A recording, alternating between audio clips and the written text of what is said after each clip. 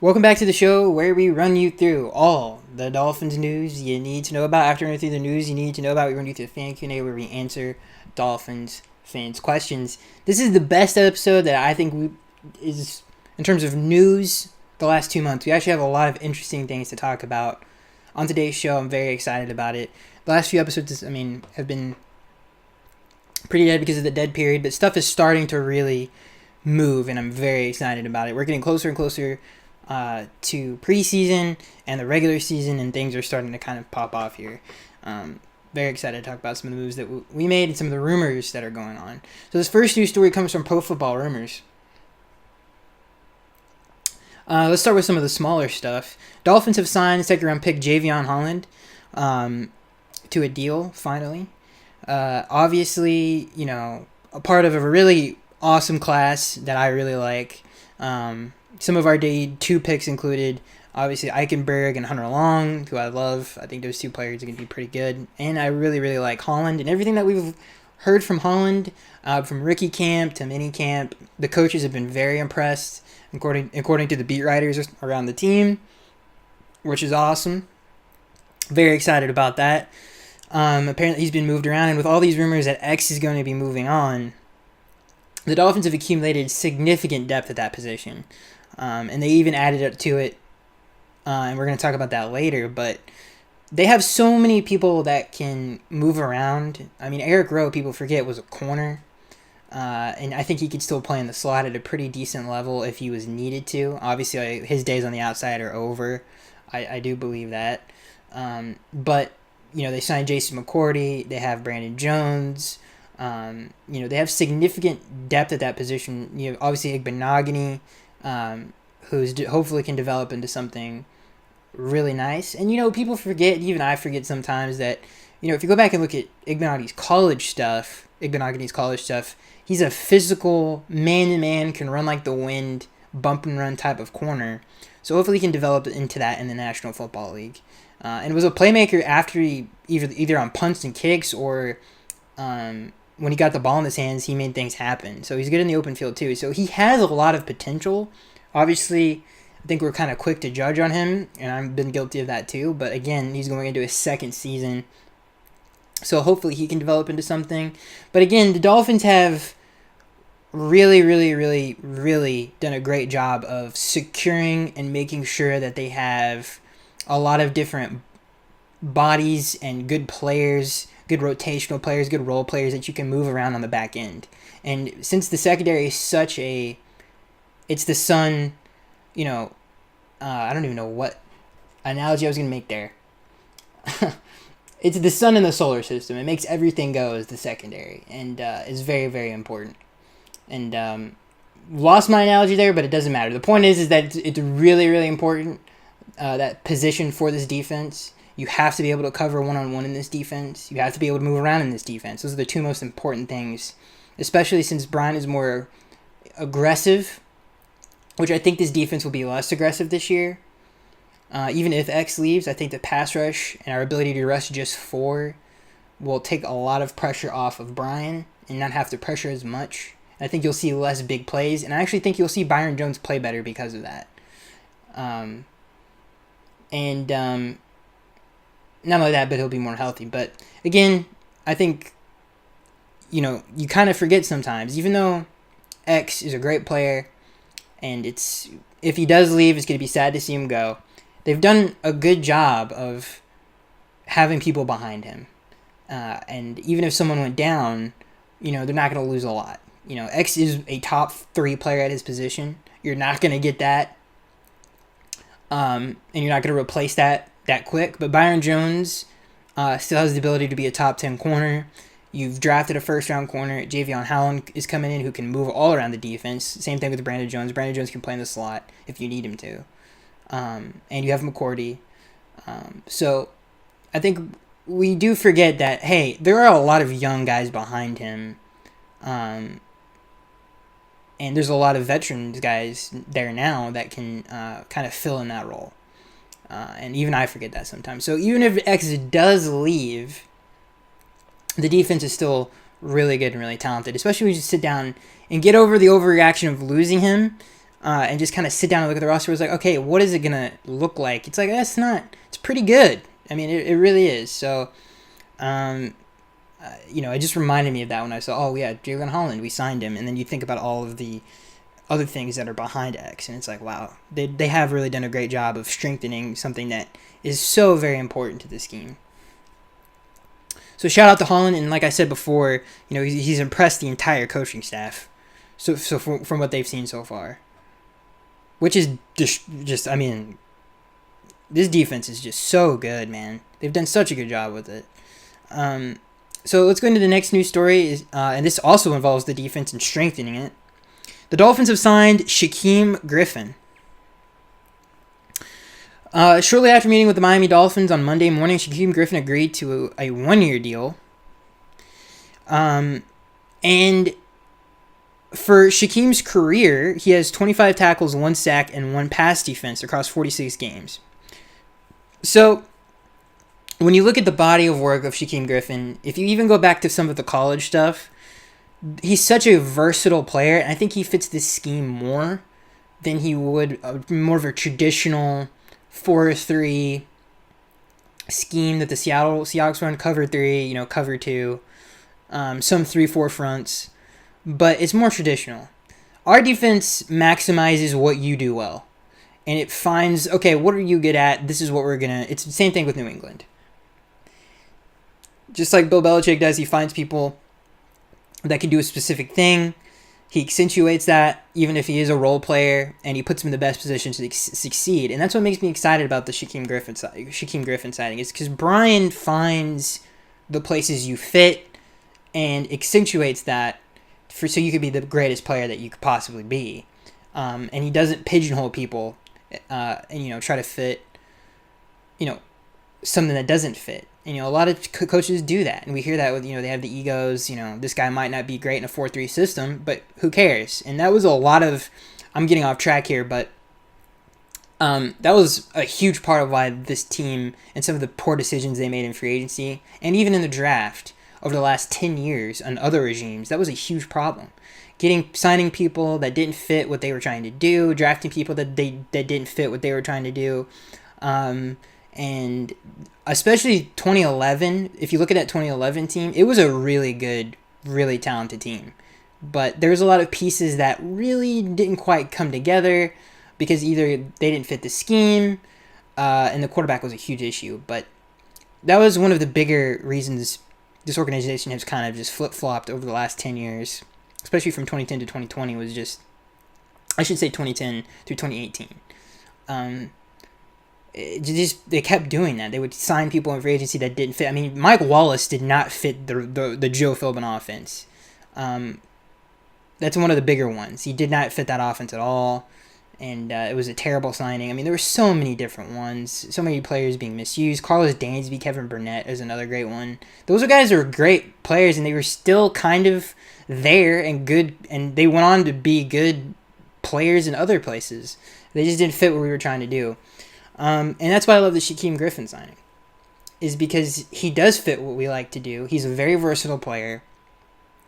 Brian is, I not only going to use him, I think he's going to be a great special teams guy. And our special teams unit is really good. We have Fedulum, we have Griffin, Matt Collins. All 3 of those guys are stud special teams players. Obviously Jason Sanders, and then, they signed Matt Pilardi. So our special teams is one of the better ones in the NFL, and it was a strong unit last year, even with Van Ginkel on some of that stuff in special teams. So, and Jakeem Grant and those guys, that's probably a top 3 special team unit in the league, especially with the addition of Griffin. So not only does it strengthen special teams, but I love his ability to cover. I think he could play in the slot. I think he's a really nice piece to have on blitz packages because he's a physical player. He's obviously a linebacker, but he has the ability to cover too.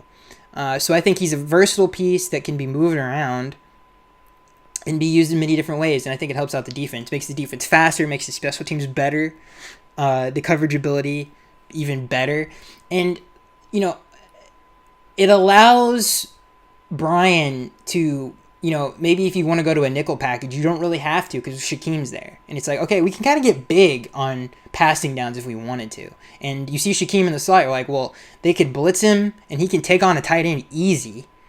Or he could cover, maybe a lesser slot receiver or a tight end. So he's really not a weakness if he's out there on third down. So he adds a lot of things that you could do and a lot of different looks you can do that you might not normally see on third down. Like you can get a little bit bigger. He's great on third and short yardage situations because he can, he's not great at it, but he's not a liability either if you leave him out there in the run game. And maybe you think a play action is coming. If you play a team that play actions a lot, like the 49ers, you can leave him in there on some of those downs to cover some of those tight ends as well, and he could still be big. So I like Shaquem Griffin. I like him a lot as a player. I think he's a great special teams player. I think he has the potential to become something even better than that. He was a nice pass rusher in college. He had good coverage ability because of his athleticism, and I think all of those things, and even obviously the system that he's going to, I think all of those things are a beautiful fit, and I'm very excited to see. This is what I'm talking about, positive stuff, positive news. Thank God we finally get some, after all this Xavier drama. So very excited about this signing, and I think this is an underrated signing for sure.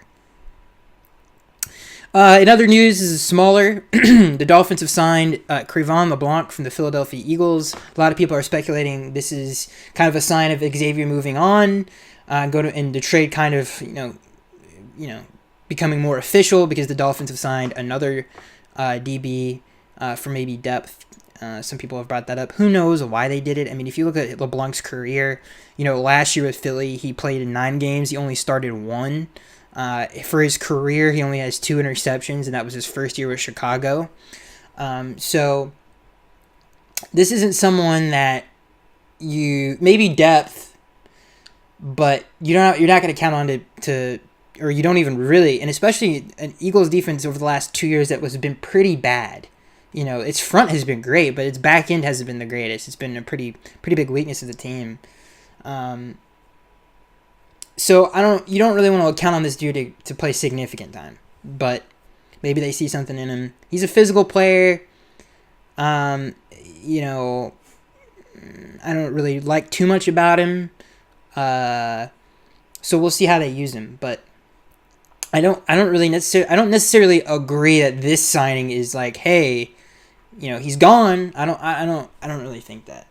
I think this signing could have happened even if the X rumors weren't a thing, just as easily. We'll see what he can bring to special teams because that unit is stacked. There's a lot of really nice special teams players. That this team is really good. It really is. I love this team a lot. Like when I look at the roster, I'm like, man, defensively, offensively, they got a lot better. Special teams, which was a strong side of this team last year, got better. I mean, those are the strongest units of the team last year, defense and special teams. And they got better. They didn't lose anything. They got better. They added to it. I really like this team. I really do. The quarterback just has to, obviously Tua has to be what we think he can be, and that's the biggest question mark right now on the roster. But anyway, yeah, we'll see with LeBlanc. Like I said, 9 starts last year. He played in 9 games last year. Only started 1. He has 2 picks for his career. That was and those came in the same year, his rookie year with Chicago. So we'll see. His playoff career, he started 2 games. He has 5 pass defense in the playoffs. He's a nice blitzer. But it's going to be tough for him to play significant minutes. And like I said, I don't know if necessarily you would, want that to happen. Necessarily. So let's move on to the biggest news story of the day. And this is probably Dolphins fans' 2 least favorite topics rolled into one, which I love. It's definitely, one of them isn't my favorite, but the other one is my favorite. And I'm going to start with this, and then we're going to get into this. Okay, we're going to start with this news story because it does connect to this story, and then we'll get into the real meat and potatoes. So this report comes from NFL.com. Deshaun Watson still attending training camp and will be allowed to attend training camp until the NFL finds significant evidence against the quarterback. So he is going to, and he is still interested in a trade. It also says that in this story. He's still very much And the team, the Texans, know that. I mean, their entire draft and free agency telegraphs that hey, he's not going to be a Texan anymore. So whoever he gets traded to, he's going to be traded. And we have more news on that. This comes from ESPN. This news story comes from ESPN. There is, quote, a strong sense Texans move on from Deshaun Watson. Xavier Howard trade linked to the Texans. There is reportedly a strong sense within the NFL that the Houston Texans intend to move on from quarterback Deshaun Watson. No duh. During an appearance on SportsCenter on Sunday, ESPN NFL insider Jeremy Fowler said a source close to Watson believes a trade will happen sooner or later. Provided, well, that's the dumbest quote ever. No, yeah, we know. Provided his legal situation gets resolved, Watson is facing 22 civil lawsuits and obviously alleged sexual assault. Fowler added that the Texans have been linked to the Miami Dolphins cornerback Xavier Howard, who is unhappy with his contract. That can make a Watson for Howard trade a possibility. Although Fowler noted the Dolphins have not given any indication that there is a plan to pursue Watson. That is not true. We've heard from multiple sources like Chris Sims, more people from NFL, NBC, people from beat writers around the team that have said that the Dolphins are still in the market for him if he becomes available. So that's not true. We've heard, and now who is right? Who knows? Like, who's actually calling the Dolphins and being like, hey, not Barry Jackson, Adam Beasley came out and reports that the Dolphins are absolutely still interested in Tua. He said he came out with an article recently saying that. So first of all, there is so many reasons why this is legit, and I've talked about them before, but not only the fact that Chris Sims has reported that, Adam Beasley, who's a beat writer who's around the team, has reported that, and multiple other people have reported that the Dolphins are involved and are still involved despite the allegations. Not only that, but the Dolphins have dealt so many times with the Texans over the last few years. They did it this offseason getting not Whitney Merciless. I always say Whitney Merciless, bro. Bernard McKinney. I always get those two mixed up for some reason. They obviously made that trade this offseason, which was a phenomenal trade. They gave him Laramie Tunsil, obviously the Kenny Stills thing.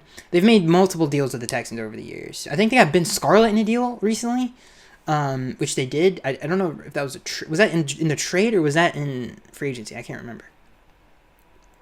Brandon Scarlett, not Ben Scarlett. So they're very familiar with that organization. Chris's dad worked there for years. There's a lot of New England connections there, which Chris worked with a lot of those guys. So did Brian. He worked under some of those guys at Houston, and Chris worked with them for a long time. So there's a lot of familiarity there. There's a lot of connections with the two organizations. So that makes it even more possible. There's so many. I actually do believe this, and I've said this before. I mean, I said it in my other podcast that I do think eventually he will be a Dolphin. Water had got poured on that fire, obviously, after the allegations. And I want to say this before we continue with this video.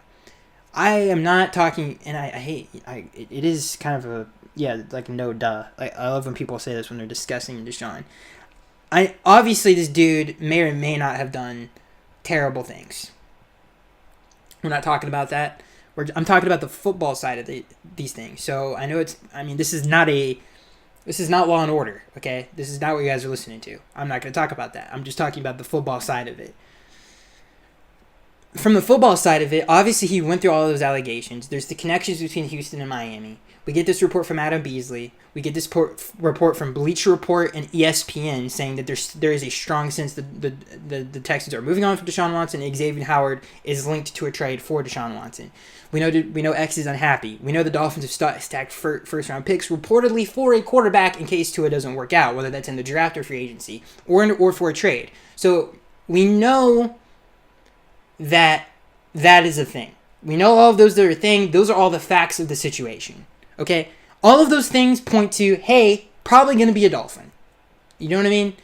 Unless he wants to go to Denver, which is the other hot button place that has been reported multiple times. And I honestly would not doubt that ended up happening with some of the luck that this team has had with quarterbacks over the last 20 years. But all of these things point to one place, and that's obviously Miami. Now, whether you hate the idea of it, it is, obviously it's subjective if it is what it is. I am all for it. I think Deshaun Watson is a phenomenal player. This is a phenomenal roster.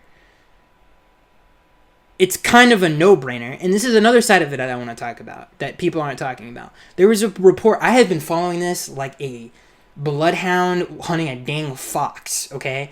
I've been like cataloging this in my memory.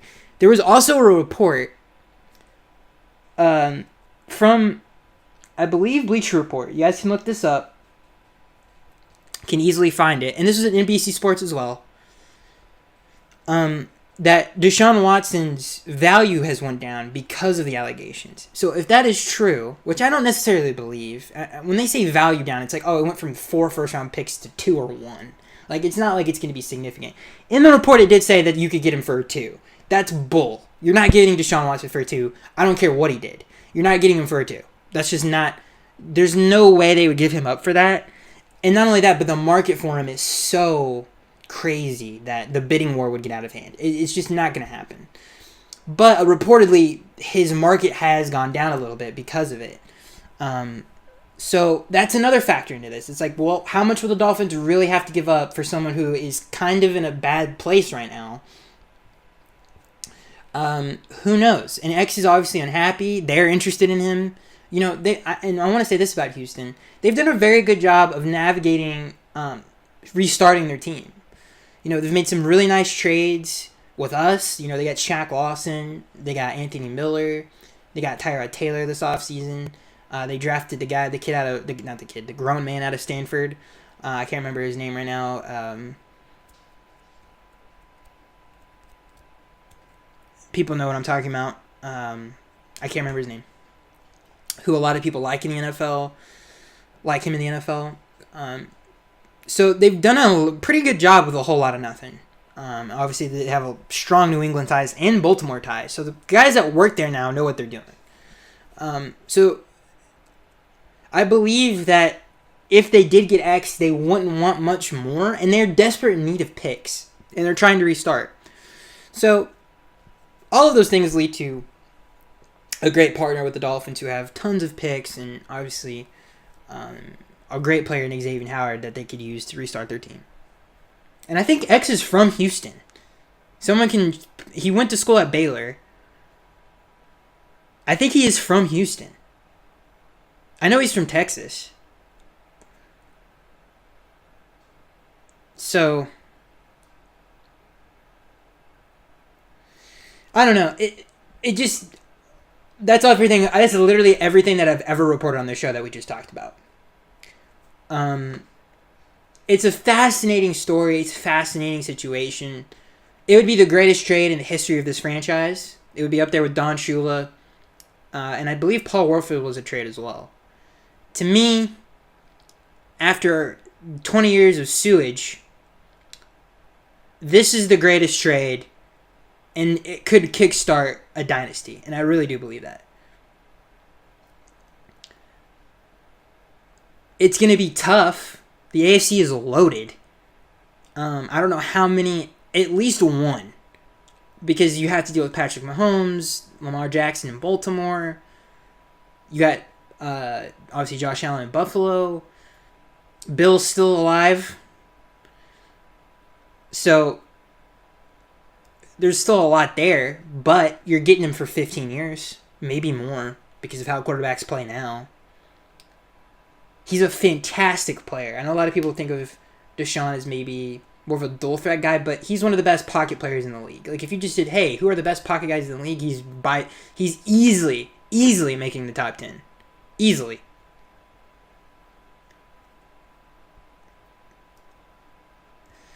We'll see what happens, man. It's a fascinating story that one day it itself alone you can make a documentary on it. I mean, you think about the personalities that are involved in this. It would be a very fascinating half hour 30 for 30 of like how crazy of a situation the Dolphins found themselves in to get to that point. That would be an awesome documentary. It is a crazy story. All right, let's move on to the fan Q&A, where we answer fans' questions. Fascinating stuff. We'll see what happens, man.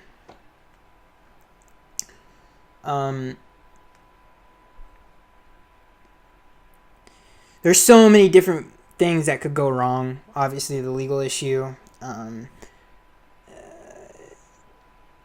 He could go to a different team. It doesn't. And again, and I've said this before. Even if he gets suspended, they have Jacoby Brissett, and they have a good team. So it's not that big of a deal.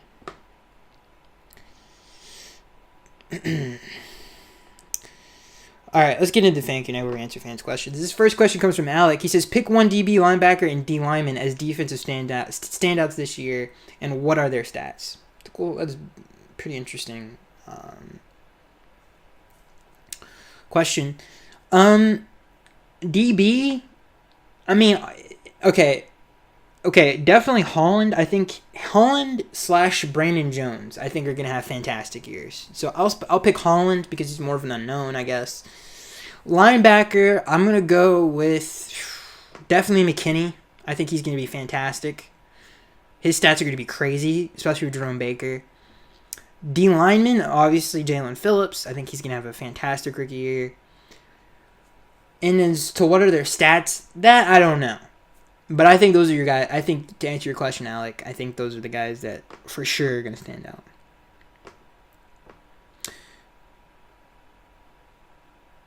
This question comes from Jack Pack. He says, if Preston Williams can stay healthy, do you think he has a future on this team? Kid got a lot of potential. Yes, I do.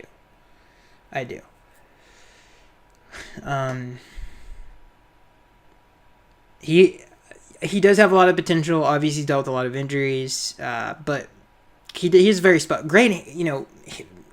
He does have great hands despite his early year stuff, but he does have fantastic hands. He's a really good route runner. Can be in this league a while. He's kind of got a Chris Carter game to him, where he's not a burner, but he's a fantastic big-bodied, spectacular catch kind of a guy. So, yeah, I like Preston Williams a lot. He just got to stay healthy. This question comes from JagPack18. He says, in your opinion, what type of production / stats would it take for Devontae Parker to earn another contract? Would you want him back if he has another good year? Yes, but they have to make a decision on a lot of guys. And who they're going to keep and who they're going to let go. At that position especially. You got Will Fuller, who will be up after a year. Devontae Parker, Hearns, Wilson. There's a lot of guys that they have to make it. I mean, Williams, there's a lot of guys that they have to kind of make of. Gesicki, they kind of have to make a decision. So, it kind of depends. And somebody should tell Devontae Parker that, time's running out, this question comes from KC Fanatic. He says, there are 32 teams,